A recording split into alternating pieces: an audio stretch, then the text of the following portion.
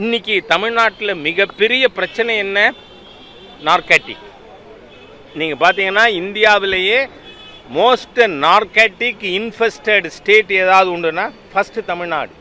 வெக்கமா இல்லையா இப்படி ஒரு சர்க்காரை வச்சுக்கிட்டு ஹிந்துக்களை சப்ரஸ் பண்ணுறது? நான் கேட்குறேன், கவர்மெண்ட் பூங்காவில் நமாஸ் பண்ணுறதை அனுமதிக்கிறீங்களா? I don't object, we have never objected. அப்படின்னா ஏன் பப்ளிக் பிளேஸில் ஏன் வைக்கப்படாது துர்காதேவி? ஏன் காளி இது வைக்கப்படாது?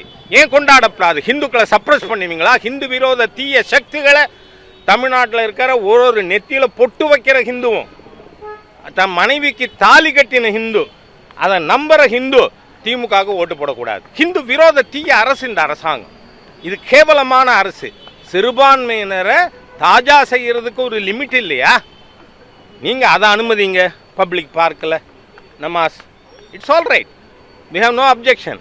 ஆனால் இங்கேயே நீங்கள் துர்கா பூஜாவை தடை பண்ணுவீங்க. அதனால் தமிழகத்தில் இருக்கின்ற இந்த பெரும்பான்மை சமுதாய விரோத தீய அரசுக்கு மக்கள் சரியான பதிலடி கொடுப்பார்கள் அப்படின்னு நான் என்னுடைய கருத்தை தெரிவிச்சுக்கிறேன்.